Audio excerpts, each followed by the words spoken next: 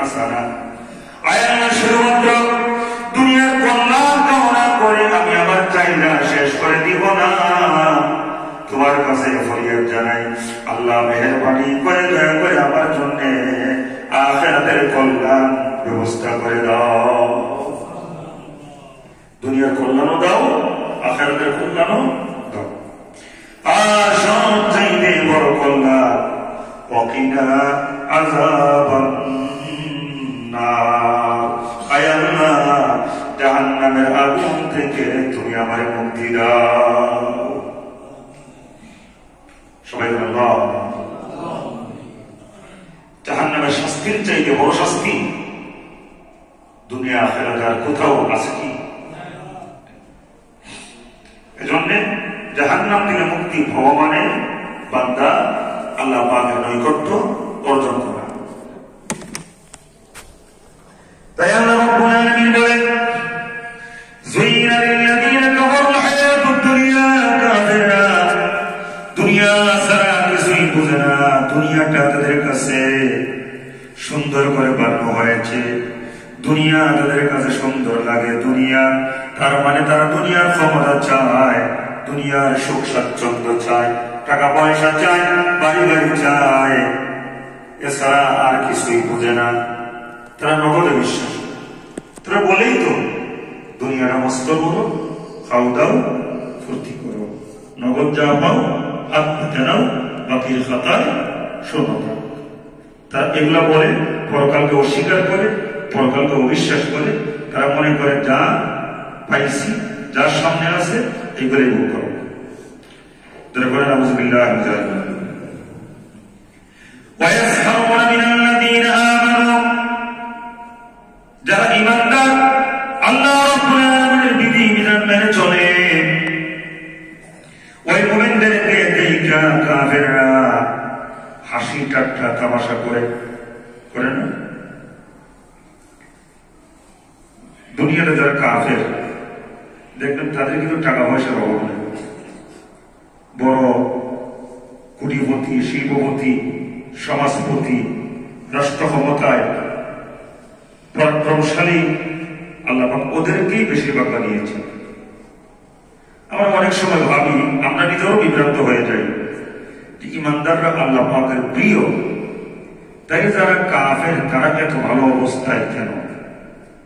সম্মানিত ভাইরা, তাদের তো মরার পরে আর পাওয়ার কিছু নেই, যেহেতু তাদের মধ্যে ঈমান নাই। যার মধ্যে ঈমান আছে তার মধ্যে যদি কিছু গুনাহও থাকে, জাহান্নামের শাস্তি ভোগ করা এক সময় আশা করা যায় আল্লাহ তাকে মাফ করে, ঈমানের বরকতে আল্লাহ পাক তাকে জান্নাতে পৌঁছাবে। কিন্তু জান্নাতে যেতে হলে যে ঈমান দরকার, যার মধ্যে ঈমানই নাই, সে যত ভালো মানুষই হোক, যত বড় লোকই হোক, কি নিয়ে আসে মুক্তির আশা করতে পারে? মুক্তির আশা করার মতো কোন রসদ তার মধ্যে নাই। আর যারা ঈমানদার, আল্লাহ পাক তাদেরকে অনেক দুঃখ, কষ্ট, যন্ত্রণা, মুসিবত এইগুলা দিয়া আল্লাহ রাব্বুল আলামিন পরীক্ষা নিরীক্ষা করেন। তুমি যে আমার প্রিয় বান্দা, দেখি তোমার ধৈর্যের ক্ষমতা, ধৈর্যের এবিলিটি কতটুকু আছে, একটু পরীক্ষা নিরীক্ষা করে আল্লাহ পাক আমাদেরকে ঝালাই করেন। মুমিনরা কখনো পরীক্ষাকে ভয় করে না। মুমিনরা পরীক্ষায় অংশগ্রহণ করে আল্লাহর কাছে সাহায্য প্রার্থনা করে, আল্লাহ তুমি যদি আমারে পাস না করাও, আমার পাস করার মতো কোন ক্ষমতা নেই। বাইরে আমার ওয়ায়াসখারুনা মিনাল্লাযীনা আমানু, যারা আল্লাহর উপর ঈমান আনে, যারা কুফর করে, তারা দুনিয়া ছাড়া কিচ্ছু বোঝে না। যারা আল্লাহরে ভয় করে, ইসলামের বিধি বিধান মেনে চলে, যারা ঈমানদার, কাফেররা ওয়ায়াসখারুনা তাদেরকে দেখে হাসি ঠাট্টা করে। তোমরা না বলে ঈমানদার কই, আমরা যে সুখে শান্তিতে আছি তোমাদের তো ওই তুলনা কিছুই নাই, বলে না?